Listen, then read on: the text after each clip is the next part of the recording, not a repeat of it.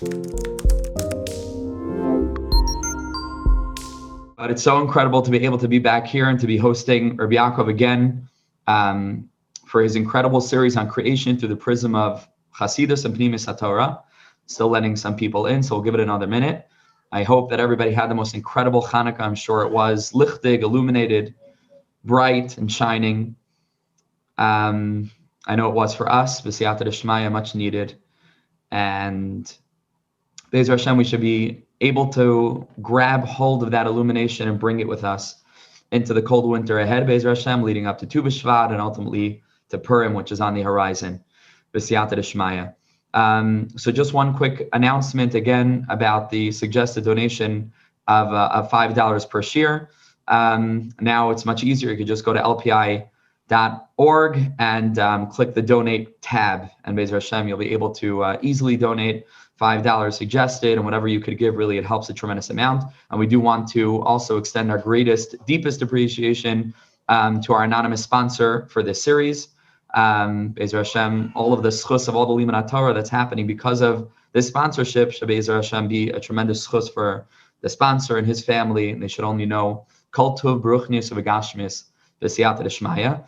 And also, Be'ezer Hashem, over the next 2 weeks, hopefully the book will mamish be available to order. So that's exciting news. The course is beginning January 10th. And so we highly encourage Chevra to sign up if you're interested in joining us. Some of the Chevra here already signed up.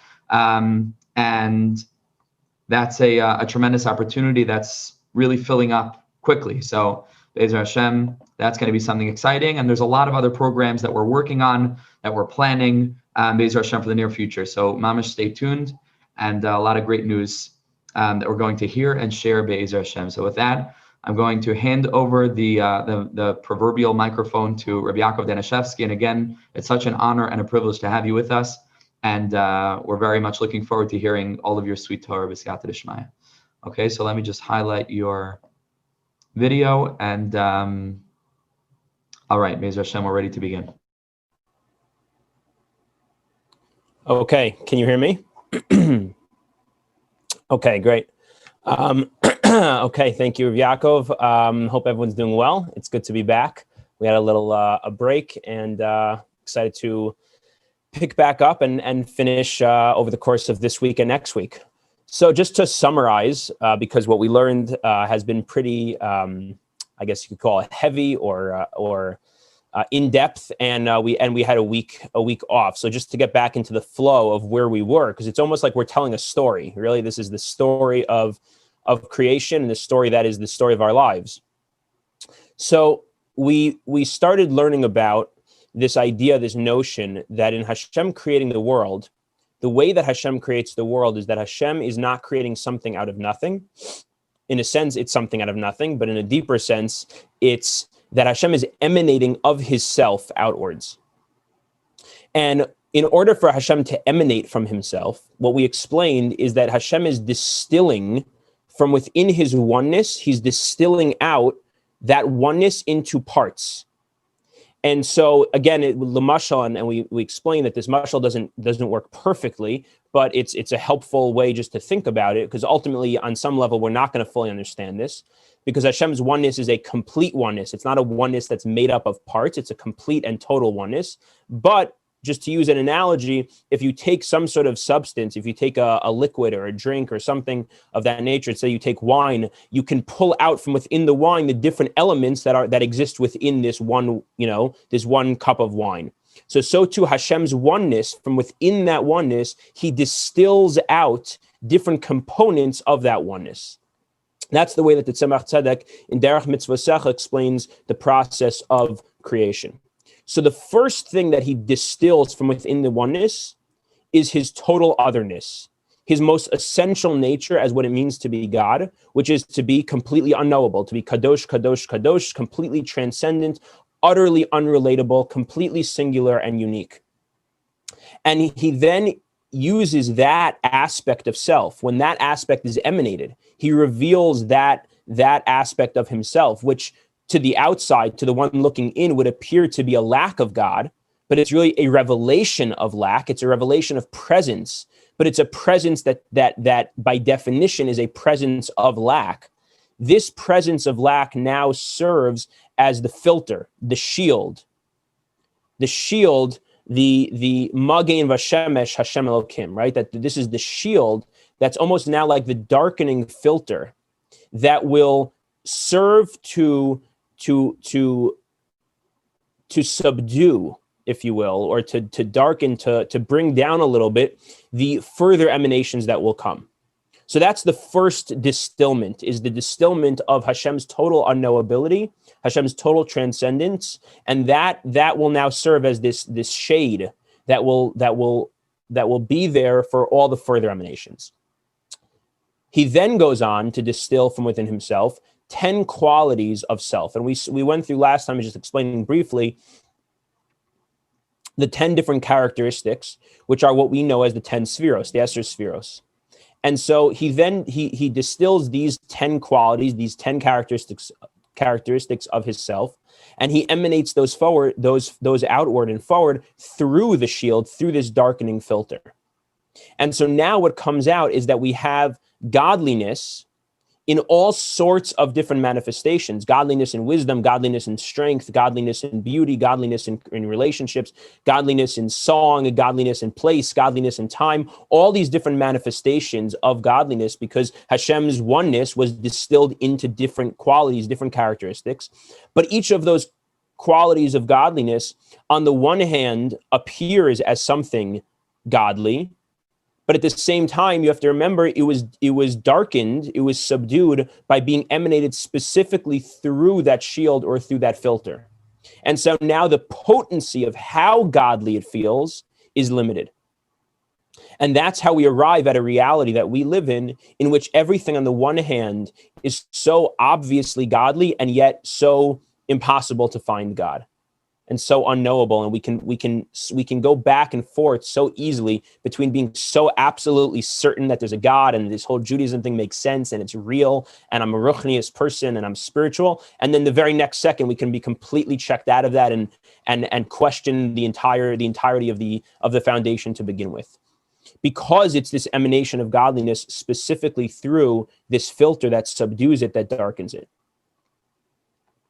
And then the last thing that we pointed out from all of this is to recognize that since this is the way creation takes place, and this is how we arrive at the world that we arrive at, and the world that we experience, we have to understand that this is not a physical world which also has spirituality.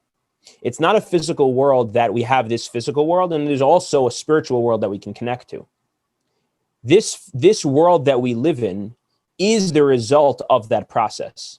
See, so often we make the mistake to think, okay, we have this world, and then all this stuff that we're talking about now is what comes into this world. So we have reality as we know it, we have existence as we know it, and then all this ruchnius, this spiritual talk, is how Hashem comes to our world.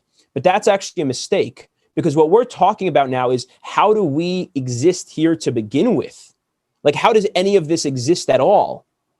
The process we're talking about is not how our world connects to Ruchnius.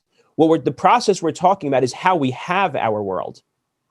And what that means is that our world is the result of that process of Hashem's distillment of his oneness into parts, and then the manifestation or the emanation of that first aspect of self, which is the darkening shade, and then all the further aspects of self, which are all the different forms and characteristics and qualities of godliness that are emanated through that shade.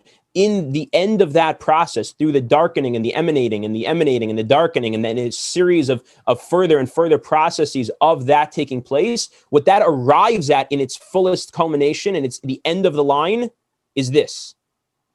Is us sitting here, me on this chair, you on your chair in your home, in different places, in this reality of saying that right now it's where I am, at least it's 10:10 a.m., that I'm speaking through a computer, that you're hearing my voice, you're hearing one word after the other, that you can see my hand as opposed to my face, and you can look at the different, all of that is the end result of the process we're talking about. And what that means is that physicality and the material world we live in, the world of time, the world of space, the world of people, of individuality, of multiplicity, of all this different stuff, is not other than the spiritual world. It's a physical version of spirituality. It's a material form of ruchnius. Your body is not other than your soul. Your body is the body version of a soul. It's the physical form of your soul. Right? Physical beauty is the physical manifestation of spiritual beauty. Logical wisdom is the limited form, the version that works within certain definitions of spiritual wisdom. These spiritual qualities that are emanated because of the darkening shade and through this series of this whole process take form in the world that we know it. But it's not two different things, it's one thing on a continuum. So the mashal we gave last time was thinking about H2O. It can be water, it can be ice, it can turn it can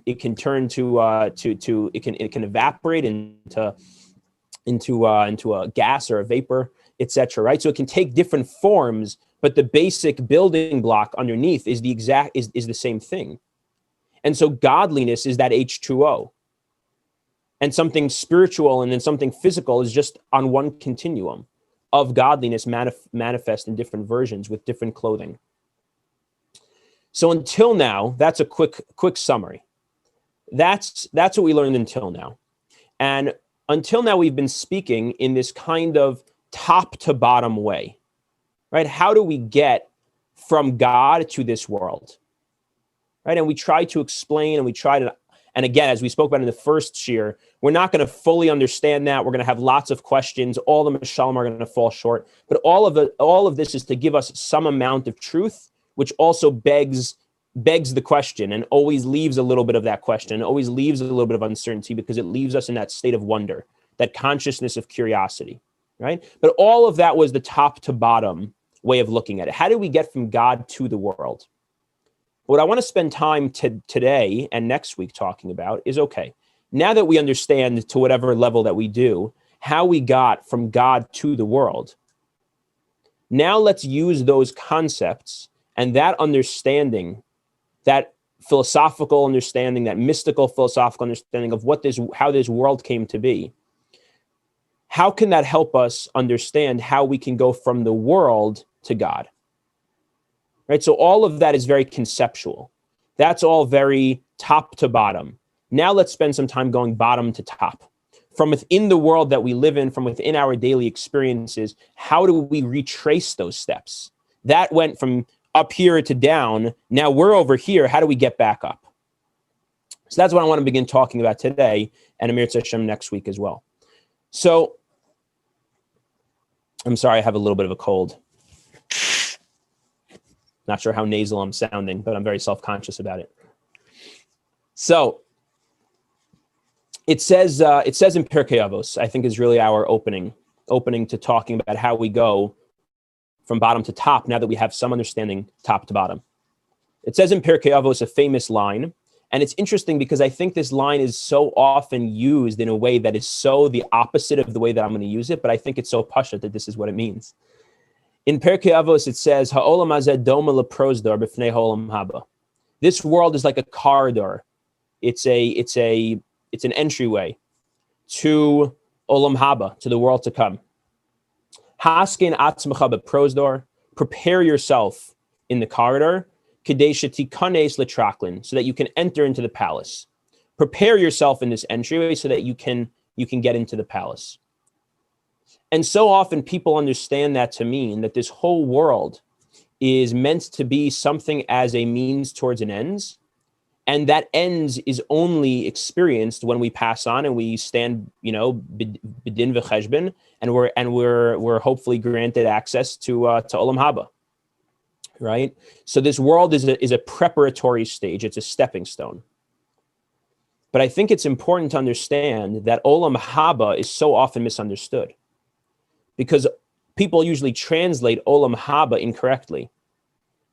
They translate it as the world to come. But olam haba, literally, and especially al pi Chassidus, means the world that is coming. Olam haba, right? It's not olam she'asid lavo, not the world that will come. It's the world that is haba, that is coming.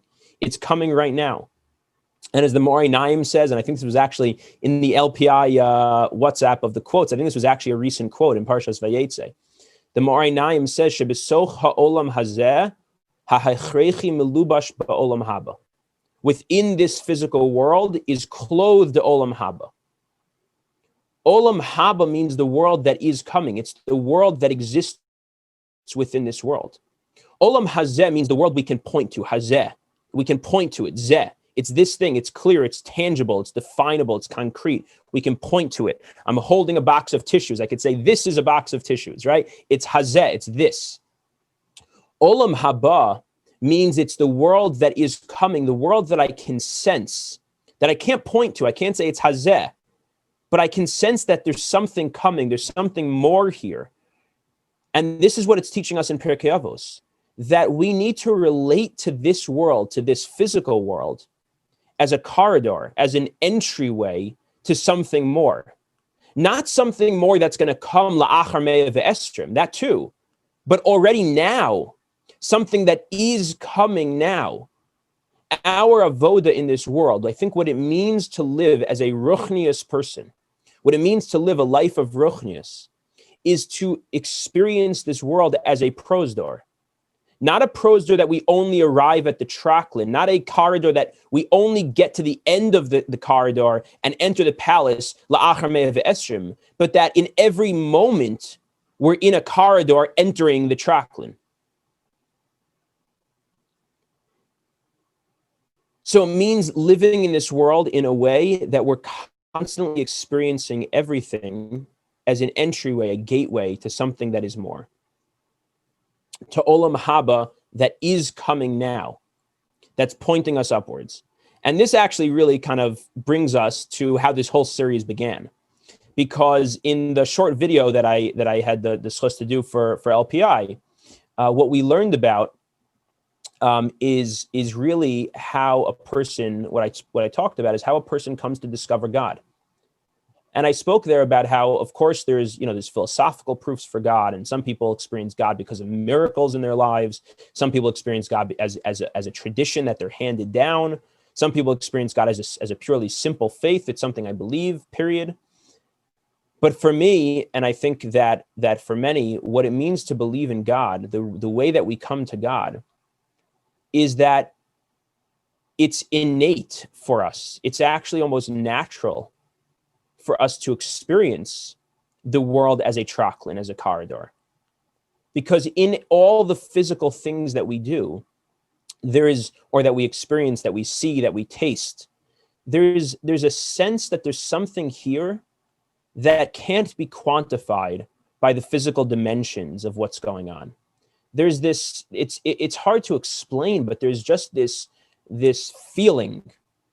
There's this body wisdom, this intuition, this gut sense that in the song I'm listening to, in the person I'm speaking to, in the view that I'm looking at, simply sitting in the silence of a quiet room, whatever it might be, there's something there that hovers around, or as I spoke about it last time, it's this hum that we hear in the background of something that if we would take a microscope, or if we would take our, our laboratory tools, we wouldn't be able to capture in the lab.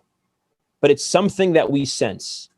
And if we go after it, if we pull on it, if we become interested in it, become curious about it, and we look for it more, we start to discover it more and more and more. And we realize that this corridor is longer and longer and longer, and there's more for us to pursue, more for us to be curious about. And we start to sense it in all sorts of ways.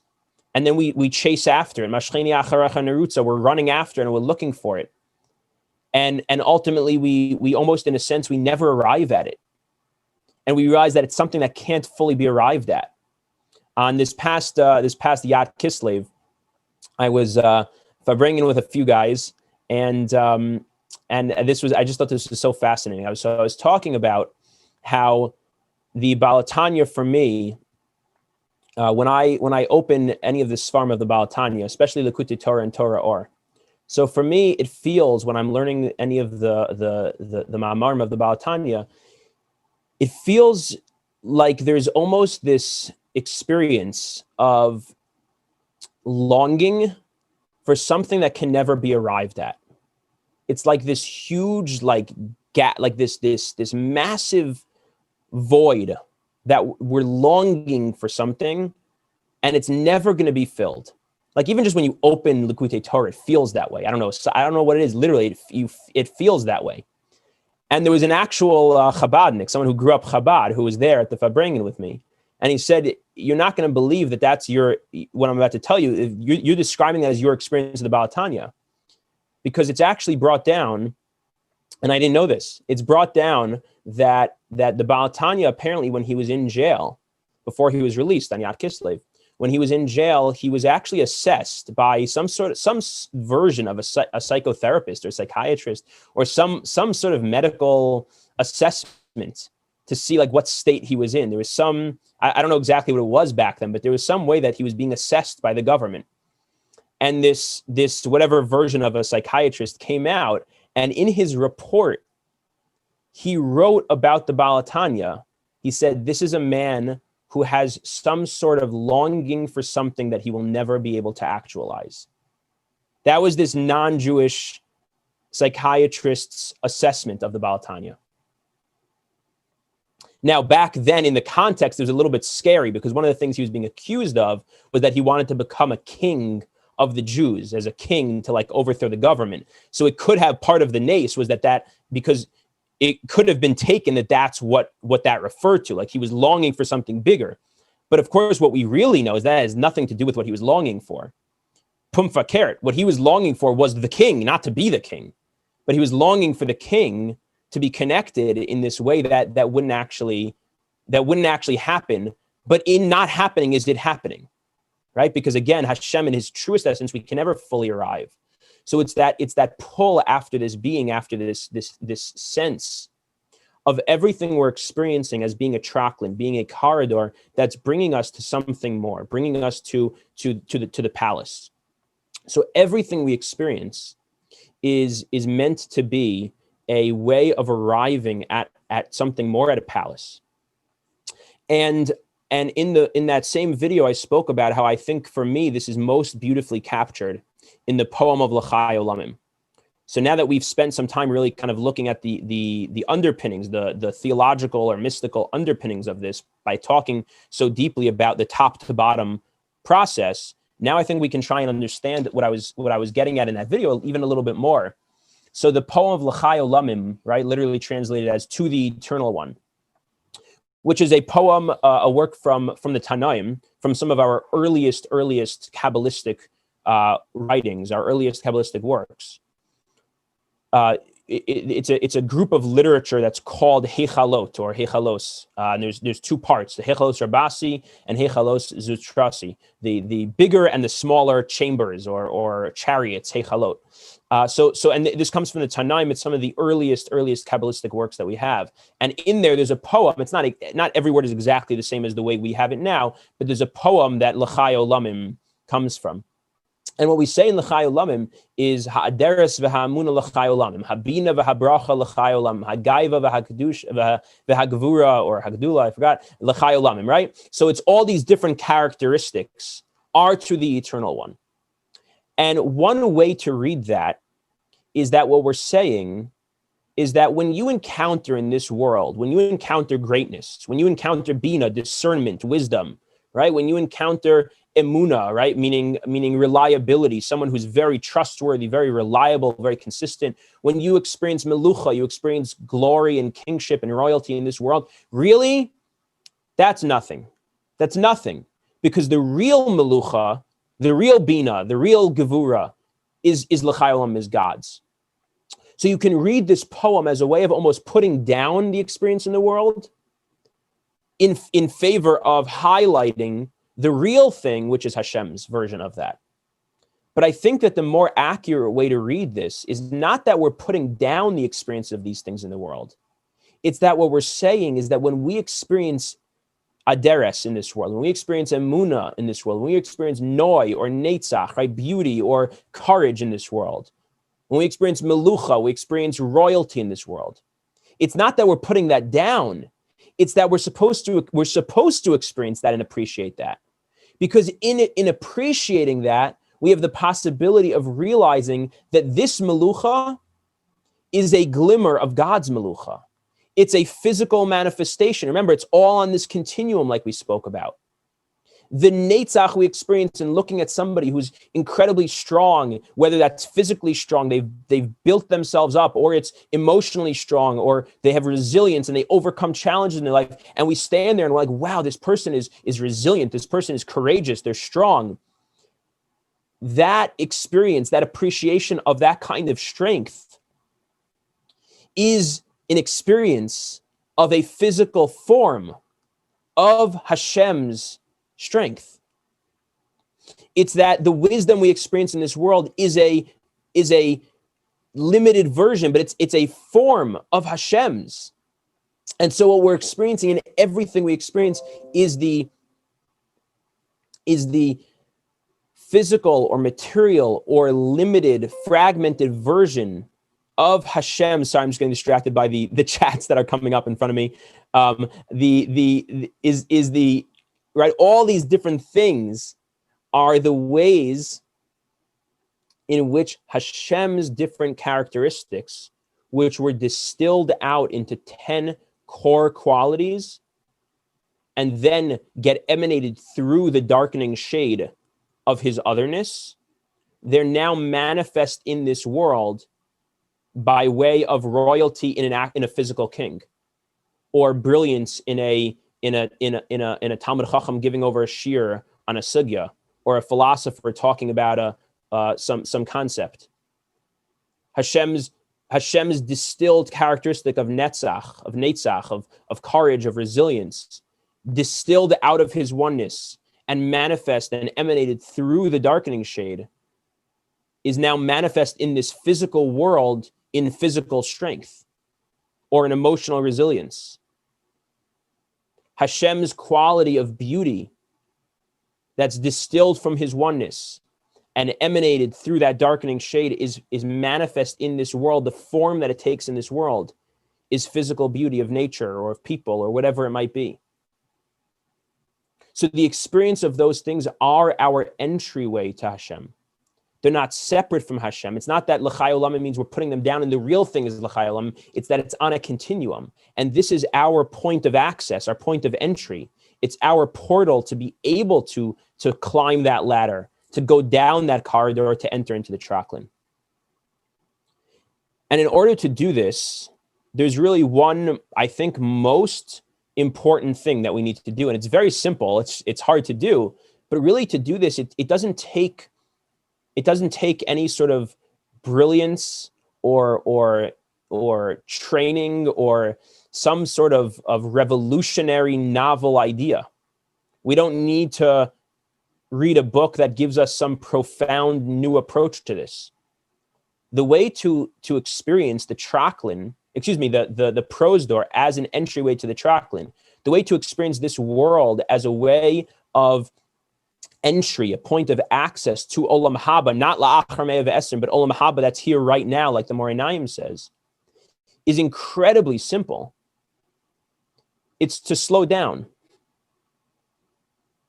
It's to allow ourselves to actually experience the experiences that we're in and not run through them with always a focus on the next thing and the next thing. Right? It's like the Tzemach Tzedek teaches, Rav Kluger quotes this, the Tzemach Tzedek teaches that Yud Kei Vav Kei, the Shem of Hashem, is Yud Hoveh. Yud is, the Gemara says, is the letter of Ruchnius, of Olam Haba. Again, not Olam Haba to come, but Olam Haba that is coming. Yud Hoveh, Hey Vav Hey, Hoveh, in the now. If we're in the now, we can discover the Yud. We can discover that Ruchnius. The Piazetzner writes about this on his famous piece called Inyan Hashkata, right, of quieting the mind, slowing things down. It's what's very popularly nowadays known, even in secular circles, as mindfulness. But it means to really be able to pause. Because again, at least for me, my belief is that all of these experiences, this ability to connect to God, is absolutely innate and natural. It's not something that needs to come from outside of ourselves. This is purely natural. It's the wisdom of the body. It's the wisdom of our gut feeling, of our soul, that's just there. But we're moving so fast that what's so natural is missed over. I think that this is what we're saying when we actually pause in davening every morning. We say, Ki kol Elohei ha'amim elilim, pause, v'Hashem shamayim asa. So on the simple level, we pause. I've given over this idea in a few different contexts, but on the simple level, we pause because we have to separate. We don't want it to sound like we're including v'Hashem in Elokei, God forbid, in Elohei ha'amim elilim. But the deeper teaching is that what we're saying is that the only way for us to access Shamayim is to pause. When we move too quickly, we mix up Elohei ha'amim elilim, the things that they don't have that. They're not a prosder to a trachlin. They're the end of them. They are the end in and of themselves. Money just for the sake of money, ego for the sake of ego, beauty for the sake of beauty, physicality for the sake of physicality. That's Elohei ha'amim elilim. They're just elilim. Right? Pelahem v'lo yidaberu, eznaim v'hem lo yishma. There's nothing more. The ear is just the ear. The body part's the body part. It's not an entryway to something more. It's not part of sensing that there's no shamayim. There is no sense of more, of transcendence, of height, of access, using this as an access way to something more. It's just Elohei ha'amim elilim. It's marble and stone for the sake of marble and stone. This is the beginning and it's the end. That's Elohei ha'amim elilim. And if we move very quickly, then all we get is Elohei ha'amim elilim. Because now I'm eating because I have to eat, because I have to go, and when I finish, and I just have to rush through it. So I don't actually taste the food. I don't, as Rabbi Nachman says, I don't taste the godliness in the food. When I'm talking to people, they're just a means to an end. Because I have to make this connection to network in this way to be able to connect myself for this business opportunity, for this next thing. It's just there's no relationship. It's just what I'm running through. I'm not experiencing you as a person. I'm experiencing you as a tool. Right? When I breathe, I don't experience the freshness of air. I'm just breathing because I'm breathing, because I have to run and I have to get to the next thing and to the next thing. And when we go so quickly, it's Elohei ha'amim elilim. And what we're realizing is that when we pause, what we're saying is that the way to be able to access v'Hashem shamayim asa, that there's shamayim, there's something more, that in this world we can experience this world as a corridor that is the entryway to a palace, that's what this world is. It's not even that there's two separate things, but it's a continuum. In order to access this world as a continuum, we need to pause. We need to slow down. Because actually the ability to experience that is completely natural. It's completely from within us. We don't need some brilliant lecture. We don't need something else. We don't need to read a book. We just need to pause. Ki kol Elohei ha'amim elilim. Slow down. Take a pause. Take a breath. Now you can access v'Hashem shamayim asa. That pause is what gives you the ability to encounter shamayim within this world. So the Baal Shem Tov says also in the pasuk, we say in Shema, "Va'avadetem mehera," you'll be destroyed quickly. The Baal Shem Tov says that all destruction comes from mehera, comes from going too quickly, acting too impulsively, running through things.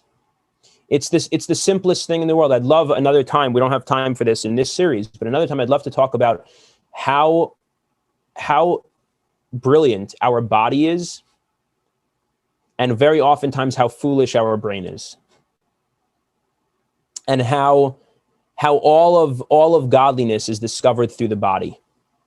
And unfortunately, for a variety of reasons, we've become so overemphasized on the wisdom of the mind and not the wisdom of the body.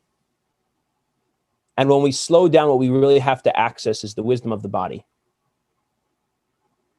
Because spirituality and ruchnius comes from, and of course it's all in the brain, but when you understand what I mean, right? The parts of there's the prefrontal cortex, right, of the brain, which is the rational thinking brain, the logical brain. But then we have the other parts of the brain that are really clued into our body. They're the deeper parts. They're the parts that our body is experiencing. So much of our lives and the good decisions we make are because our body is acting. And so often And so often we may make mistakes because we get too caught up in overthinking in rational ways that actually get in the way of the natural intuitive wisdom that our body has. And we need to slow down to tap in, to attune ourselves to what our body and our gut feeling is picking up on. So that's part one of today. And what I want to spend the rest of today talking about is trying to clarify a really important point in all of this. And for the rest of today, we're going to really focus on a essay from Rav Kook called Tzimon Lekel Chai, A Thirst for a Living God. And this is an essay from Rav Kook about how to find God in this world. And it really aligns exactly with what we're talking about and really clarifies an incredibly important point that is so easily mistaken and misunderstood. Because it's very easy to hear all of this and to learn these kinds of ideas and then think, okay, so I'm now on a quest for a spiritual life. I'm on a quest for ruchnius. I'm a seeker. And I want to look at this world as a prosdor, as a corridor, to something greater. And so easily that could turn into thinking that I need to run away from this world. I need to be more invested in spirituality and less in this physical world. So I need to become the monk, the ascetic, the person who spends all their days living in a little, I don't know, a little hut in the middle of the woods, removed from society, removed from the pleasures of the world, because I want to connect to Ruchnius. I want to connect to the spiritual world. I want to search for God and I want to find God alone. And I don't want to be in this physical world. But Rav Kook tells us that that's a profound mistake. And I think because of our first few shiurim, we'll be able to appreciate very deeply what Rav Kook means when he tells us that this is such a mistake and why it's such a mistake. So I want to read for you pieces. I know we haven't done so much of learning inside. I've been mostly just talking based on Makoros, of course, but really just kind of teaching them outside. But I want to actually read for you some of the words of Rav Kook here. So I'm going to skip around a little bit, but this is in Oros, in a section called Zeronim, and it's called Simon Lekel Chai, A Thirst for the Living God. And if you would, there's actually a really good translation of this by Rabbi Sion Boxer, or if that's how you pronounce his name. In his translation of Oros, he translates this very well, and I definitely encourage you to read to learn the whole thing. It's an incredible piece. I think personally one of the most important pieces that you could learn. So if Kook writes the following: a person cannot find within this world a way of living that they have a foundation and they have stability without godliness. It's not possible, says Rav Kook, because the human being craves most deeply meaning. And ultimate meaning comes from Hashem. So we need God. We need that transcendent meaning. Hayediya, hahargasha, hadimyon, v'hachefetz, v'hatnuos, hapnimios, v'achitzonios shalahem. A person's knowledge, a person's feelings, a person's imagination, a person's desire, their movements, all the inner and the outer movements of a person, kulam maskikim es b'nei ha'adam shiyu elokim dafka. They drive a person towards God. A person feels an innate, natural need for God, like we've been talking about. It's natural. It's internal. It's not something that has to come from without you, that you have to be able to prove God or you have to go to some course or something. It's from within you. But then Rav Kook, I'm skipping a little bit, but now he transitions to say the following. Aval, however, ha'elokim halolamala mikol hametzius. Hashem is beyond, is transcendent to any of the reality that we could possibly access from within ourselves and from within this world through any sense of feeling or ideas. And all, in as much as Hashem is transcendent to any of our knowledge, of any of our experiences, Hula erkenu ayin ve'efes. relative to us is as if God doesn't exist. And so if we're searching out for this God that really, in a sense, is almost as if he doesn't exist, we won't be able to find that connection that will give us the stability we're looking for. So what he's saying here, which again, like I said, I think we can so much more deeply appreciate what Rav Kook is trying to tell us because of the foundations that we laid in the past two classes, is that God in and of himself is completely other, is completely unknowable, completely transcendent. So if you're just looking to connect to God, to Hashem as Hashem, it's not accessible. You can't do it. It's not going to happen. Because by definition, he's kadosh, kadosh, kadosh. He's completely unique, completely unknowable, completely transcendent. When God manifests himself purely as Hashem, Hashem as Hashem, all we get is the light of darkness. Remember, like we spoke about, it's the presence of lack. So what you connect to is nothingness. Keser is ayin, it's nothing. It's what we explained as atheism is actually really the highest emunah, because it's the belief in God as nothing, and God in his ultimate sense is nothing compared to for us, because he's completely transcendent. So if you're now turned on to be seeking God and you seek Hashem just as Hashem, you want to go into the forest and you want to connect to Hashem and leave the world, not go into the forest to connect to nature, but to go into the forest to run away from nature, turn away from the world, to run away from your body, to run away from everything and the experiences of this material world, you can't actually find God. And says Rav Kook, Al Kain, therefore, Yimtzu Al Pi Rov, you will so often find Talmidei Chachamim. This is a little bit of a radical statement. Even Talmidei Chachamim, he says, Mivakshe Elokim, people that are searching for Hashem, Yegeyim va'ayefim beruach, that are despondent of in their spirit.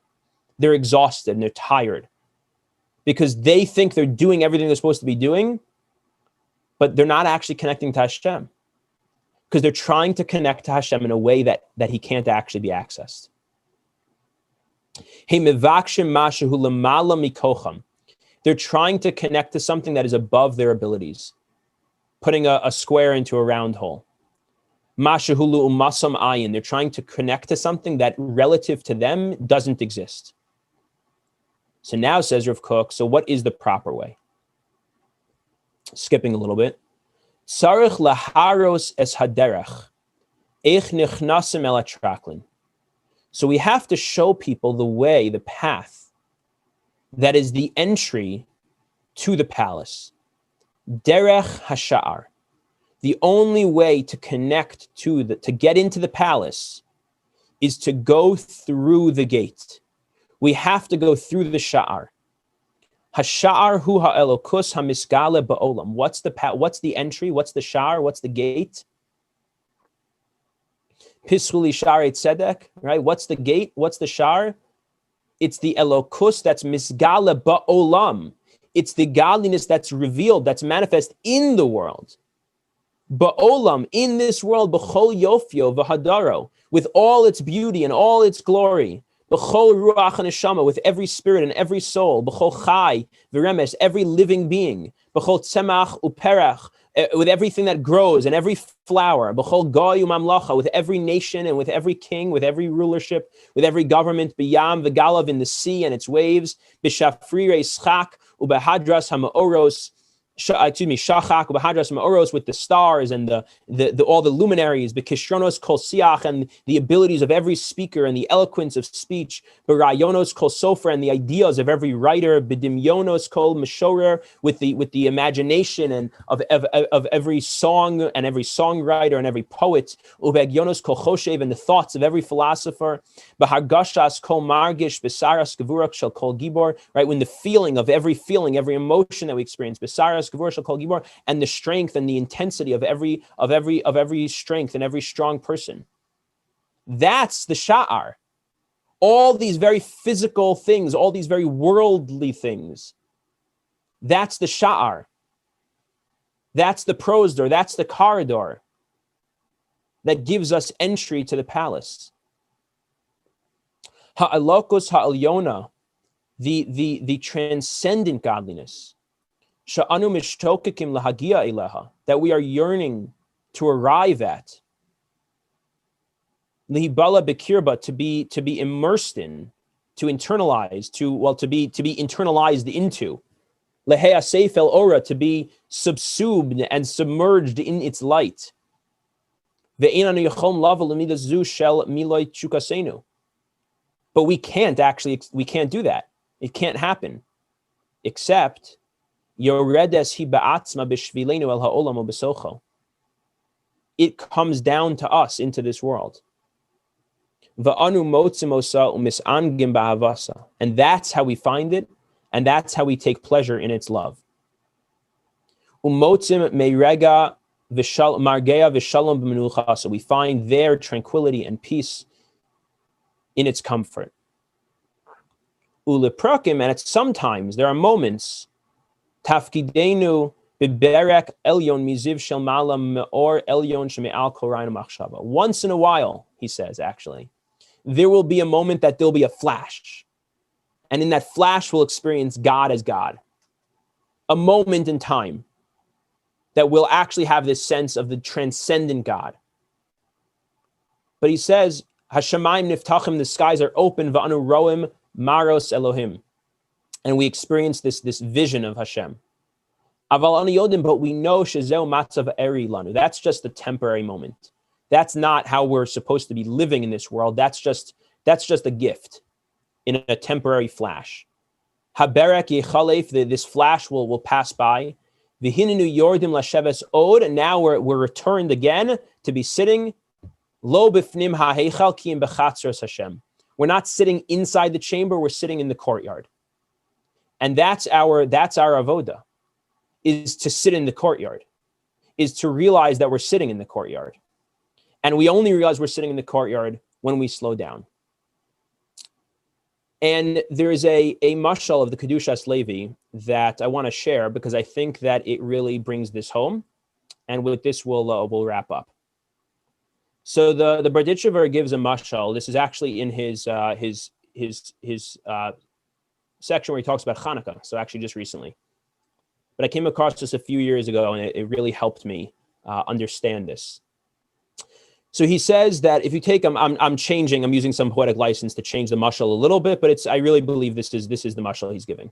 So he says if you imagine a married couple and they arrive at their 20th anniversary, and this is a pretty big deal, 20th anniversary.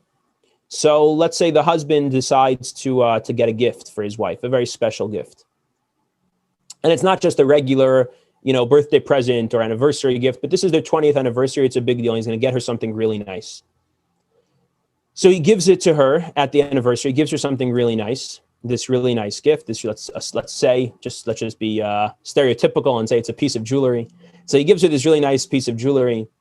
And now you can imagine, I want you to consider 3 different responses and think about how the 3 different responses change the nature of this exchange or this experience very dramatically. Okay? So one response is this. Wow, this is so nice. I love it. This is stunning. I don't know how you thought of getting this for me. I've always wanted this. Thank you. I really love it. I'm so excited to wear it, etc. Okay, that's version 1. Okay? Curious what you think. Is that a good response or not a good response? You don't have to answer. But sounds okay. Sounds okay. Okay, now compare that with this response. Wow, this is such a nice necklace. I don't know how you thought of getting this for me. Thank you so much. I really can't believe we've been married for 20 years, and I love you so much. And this is, this is a dream. Like, it's amazing that I have you in my life, and this is such a special, precious moment. And I really appreciate that you thought about me and you wanted to get this for me, and it really makes me feel so close to you. It's subtle, but it's very different than the first one. Now think about a third version. Here's the third version. He gives her the necklace. She opens it, she looks at it, she puts it down. I can't believe we've been married for 20 years. It's amazing. I really love you. This is a dream. You're my best friend in the world. And I really, I appreciate the gift. And this is such a special moment. How's that one?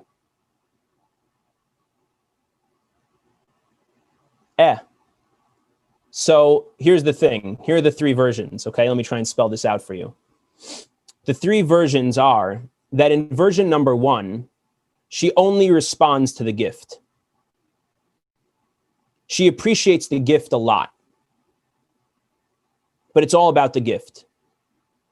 In version number 3, skipping 2 for a second, in version number 3, she doesn't care about the gift. She gives a token thank you, but she looks at it, she puts it down, she doesn't comment on how nice it is, she doesn't say anything about having wanted this, or how special it is that he knew her taste and that, etc. How she's excited to wear it. She doesn't comment on the gift at all. She just jumps right to the relationship.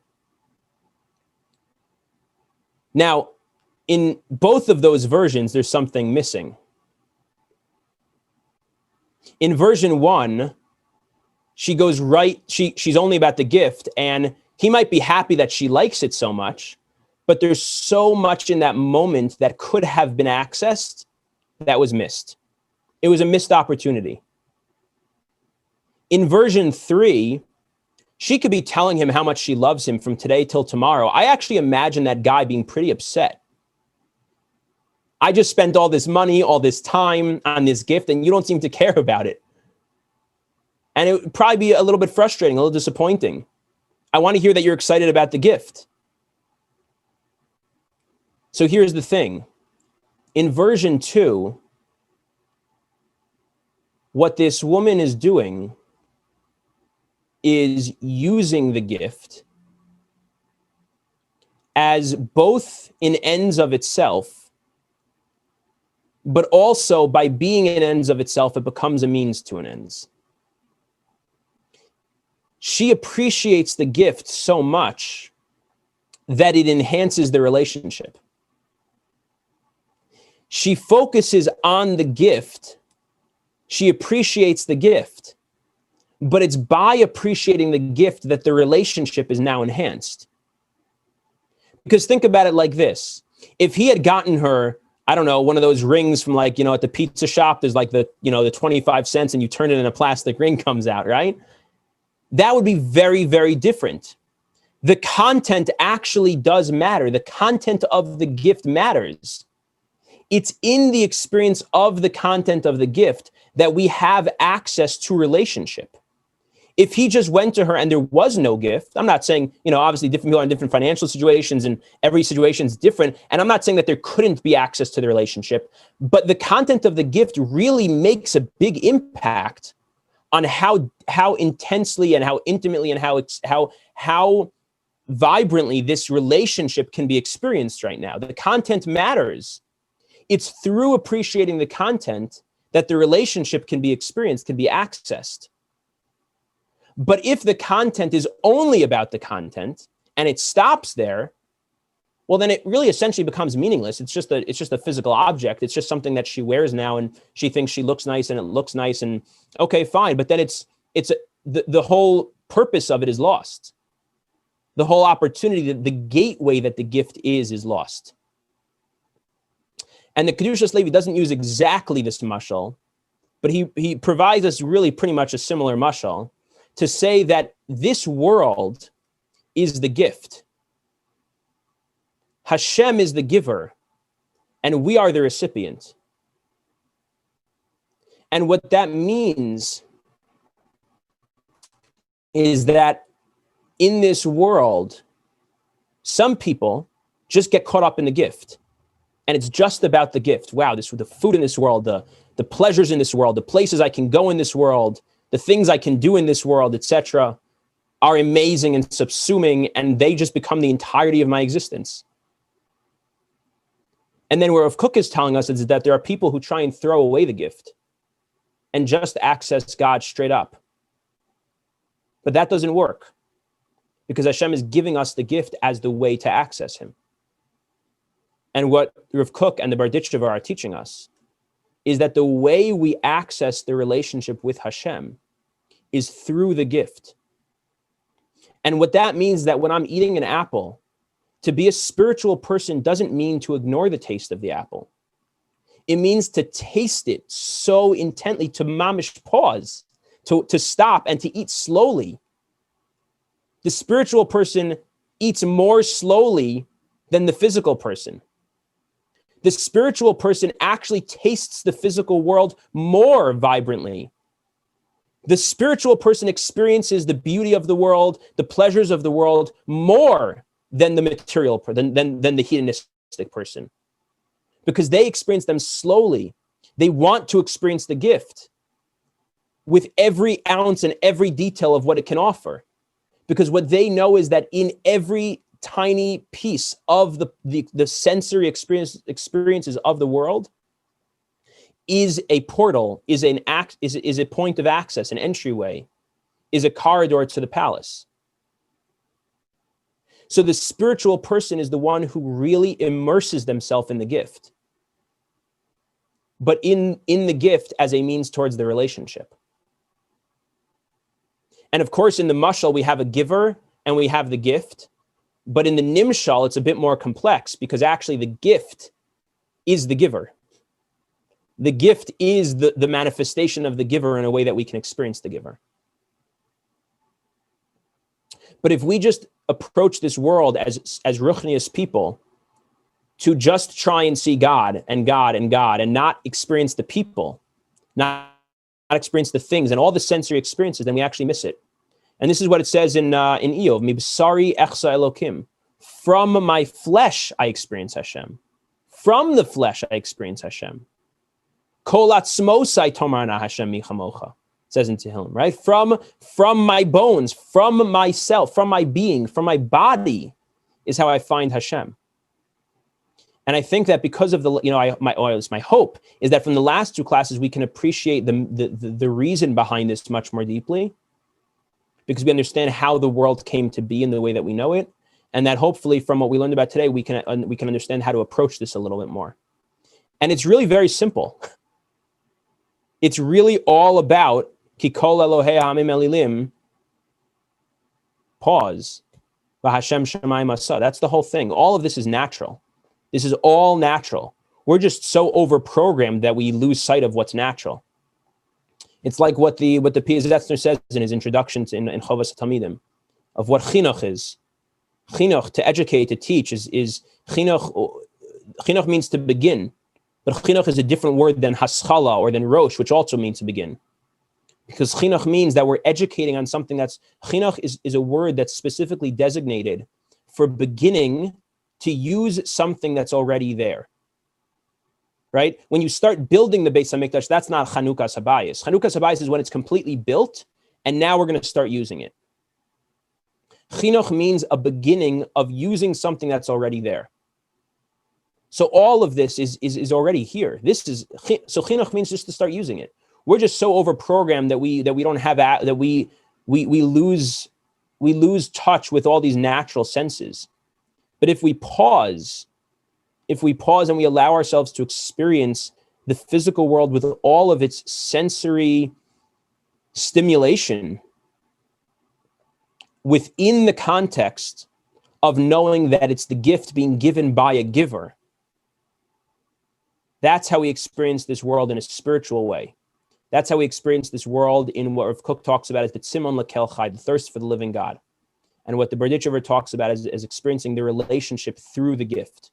The relationship through the gift. Mibsari echsa Elokim. So as usual, just a short poem to close with.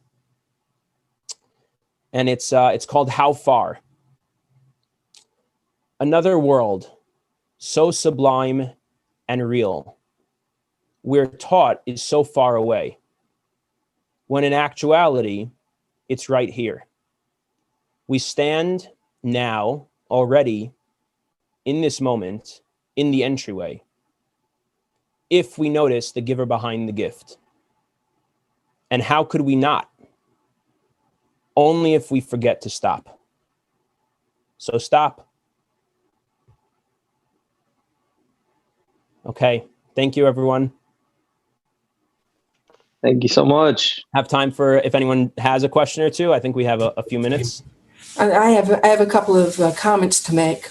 Firstly, when you talk about stopping, so that's the whole point of Shabbos.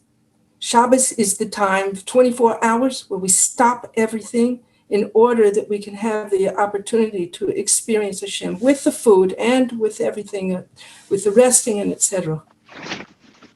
Yes, for sure. And I think that's why we're taught about bringing Shabbos into the week, because the idea is to be able to have that within the week as well, right? Not just on Shabbos, but within the week. And in addition, I would say that the whole point of Hitbodedut, which really we're supposed to do once a day, is for Yeshuv Das, which is in order that we should just stop everything, disconnect from what we're in, and to be able to make a connection with Hashem, with the experiences that we're experiencing at that moment, in that period of time. That's the whole point of Hitbodedut. So we have the Kalim to do it. And it doesn't necessarily mean that we can't continue with the rest of the day in a quite physical manner. And with all of the pressure that we have, we just need to stop occasionally. Yes, absolutely. Yeah, for sure. And, everyone thinks this is such like a novel Chassidish Rabbi Nachman thing, which there's nothing wrong with. That's fine as well. But actually the Biur Halacha brings this down. The Mishnah Berurah brings down that a person's supposed to actually he's actually much more intense than Rabbi Nachman. The Biur Halacha says a person's supposed to spend an entire day once a week in his spodidus. Talking beino levein kono is his lashon. Person's supposed to spend an entire day 1 week separated from the rest of their life from any other people, and not Shabbos. So that means you have to have, according to me, you have to have Shabbos and then another day, full day.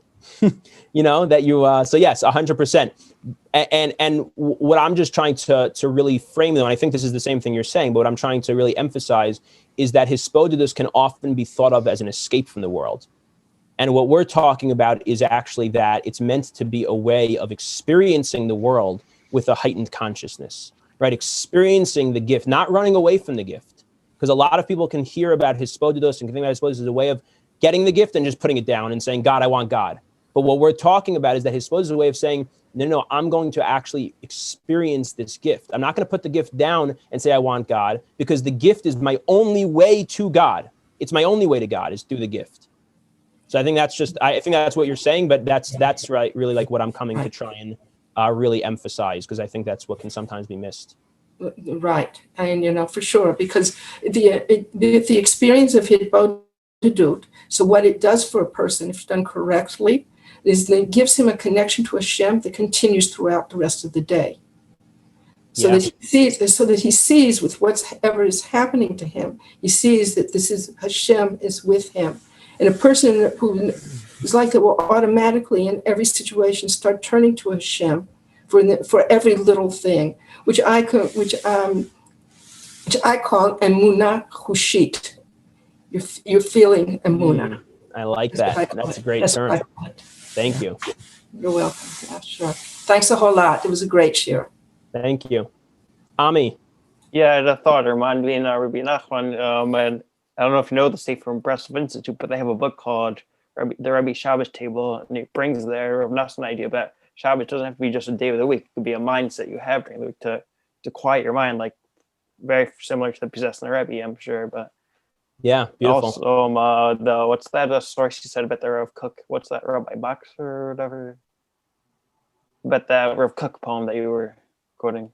The Rav Kook poem? Yeah. It's called Simon Lekel Chai, A Thirst for a Living God. Okay. And there's a translation of Oros that was put out by Rabbi Zion Boxer, Bokser, I believe. I think there's a number of translations, but I actually have. If you want to email me, I can send you the text in English and Hebrew. Sure. Yeah. Thanks. Yeah.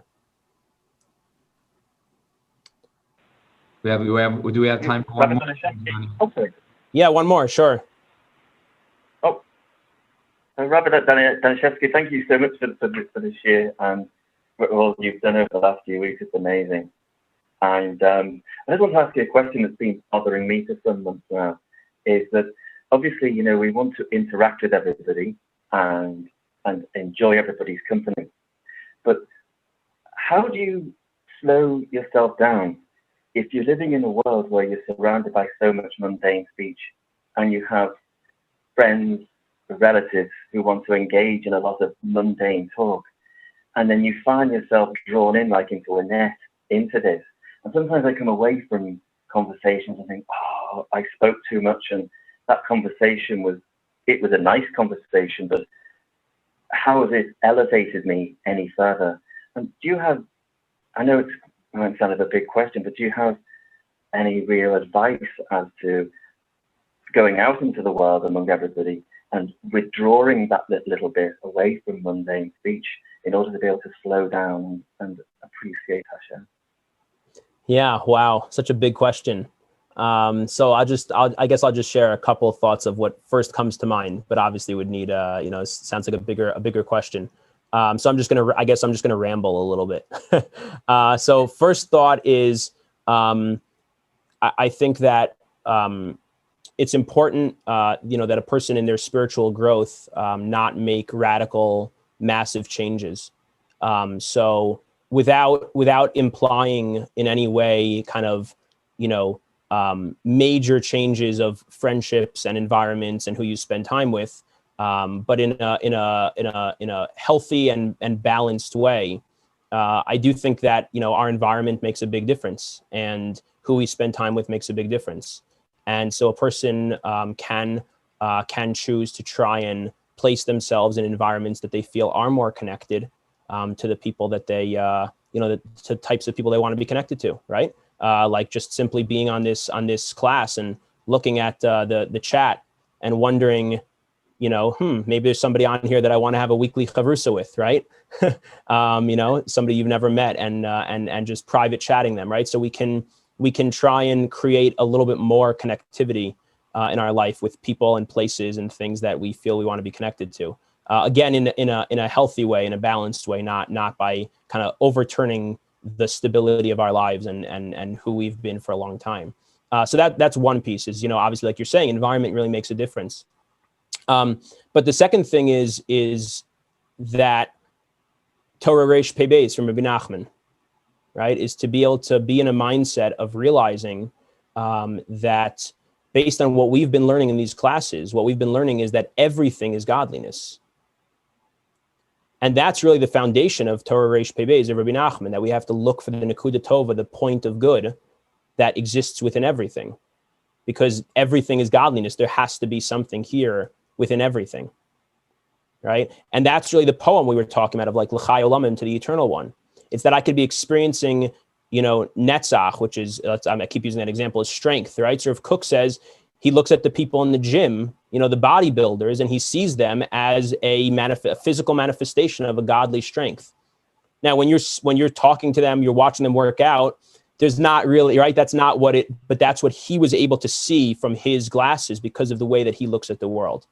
And so I think that with all the people that we encounter, we experience, and obviously this is very easy to say, very hard to do. So I don't mean to minimize that and, make it sound like I know how to do this, but to really kind of have those glasses of being able to look out at all the people around us and the things around us and to say, well, what's the piece of godliness that has to exist here, right? And if Cook did that, we're talking about Rav Cook did that with everything, right? Rav Cook did that with atheism. Atheism has to have a piece of emunah in it, right? He looked at secular Zionism and said there has to be kedusha in this, right? He looked at communism, and he looked at every single movement and every single thing in the world, and there had to be something godly in here because everything in this world is godly, because the world is godly. That's what we learned about the past few weeks. This is all emanations of godliness. So that's point number two. And then just the last point I'll throw out is that I think as our last straw, kind of, right, as our last effort, but in a very real way, I go back to the second shiur that we had, which was about the fact that the least godly things are actually the manifestation of the highest godliness that doesn't have the kalim, the vessels to be manifest in this world. So the highest lights in the world are the things we experience as the least godly. Right? The Baal Tanya, just in last week's Parsha, Esav comes from a higher place than Yaakov. Right? But the world didn't have the vessels to hold Esav in a way that's manifest in a holy way. Right? So, all these things are very lofty. And I think, for everyone's personal situation, practically speaking, I think that obviously requires a little bit more of a personal kind of, conversation and work. But I think as overall kind of perspective to consider, hopefully these are some ideas that can be helpful. Brilliant. Thank you for asking the question, and thank you for asking such a real question, right? Like bringing this down to life. So I appreciate that. Oh, thank you so much. Thank you. All the best. Okay. All right. I think we are. We'll pick up next week as our last finale. Be'ezer Hashem. I think we're going to wrap up for today. Thank you so. I just want to hug you. So I know we all feel the same way. I just want to send you a virtual hug from Yerushalayim. Thanks. My mother also does. That just so brilliant and so clear and so wonderful. So Mamish, thank you from the bottom of my heart, and I know all of us feel the same way. So Be'ezer Hashem, next week Sunday we're continuing, right? Is it the final or the second? Next week's the fifth one, so it's the final. The last week. Okay, what a journey it's been. This is like a must-listen series. And I tell Chaver all the time, we who have been privy firsthand to be able to hear the shiurim have really not just the opportunity, but really the obligation to share it forward. Everything's recorded. You guys have access to the links. Mamish, share it. Today, Hafatza, being able to spread these teachings is easier than ever. Post it to your status, send it around, let people know, because this is a must. Mamish, a must.